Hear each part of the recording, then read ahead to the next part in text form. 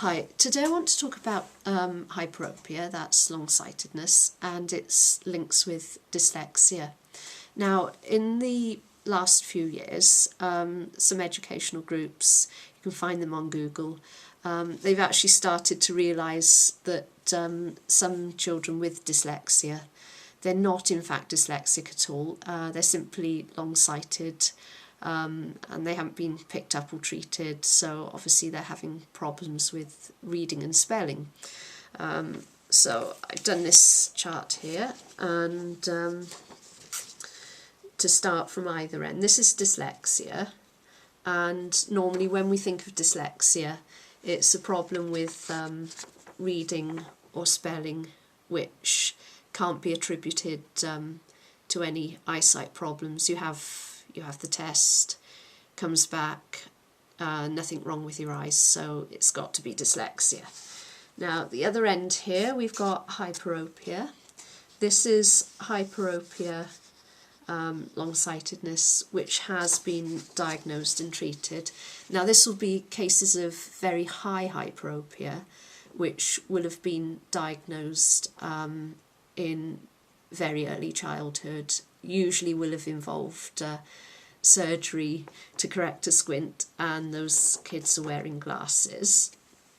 And then we've got this bit here where there's the child may have hyperopia, but there's no effects, no dyslexia, and it's probably they've got a small amount of hyperopia which they can overcome with accommodation.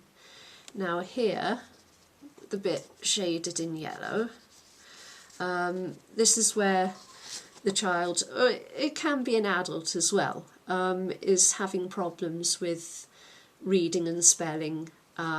It can be mistaken for dyslexia, but if you then send them for an eye test, and particularly a cycloplegic test, the drops will actually will reveal levels of hyperopia, and if you treat that with corrective lenses, basically there's no more dyslexia and you can read and write a lot better.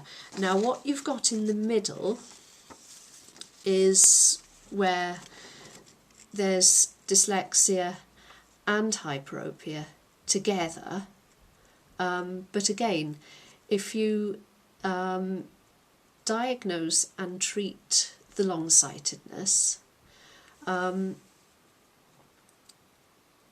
you will get an improvement. You've obviously still got the dyslexia, but the hyperopia as untreated, because it means you're straining your eyes, basically.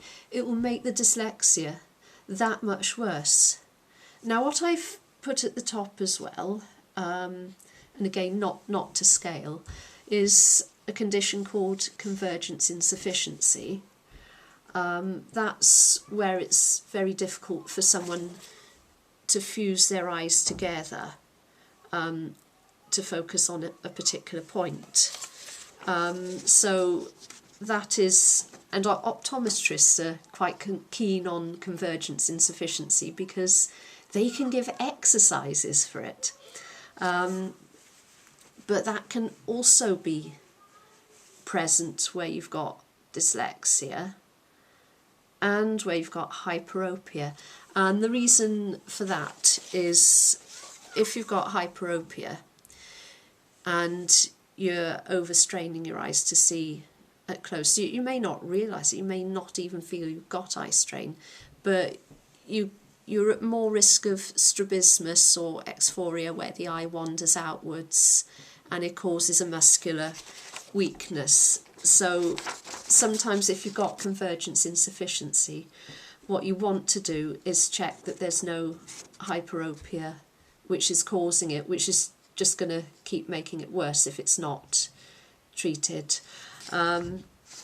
So at the moment what happens is, children have problems reading and writing, so you send them off to an optician to check it out. They look at letters on a wall over there somewhere, and obviously they pass the test with flying colours, come back, oh, nothing's wrong with your eyes, it must be dyslexia. But at that age, no one has ever checked what they're doing here, which is, this is the distance you read and write. So, you know, hopefully there will be better testing to screen out eye problems where dyslexia is, you know, suspected in the future.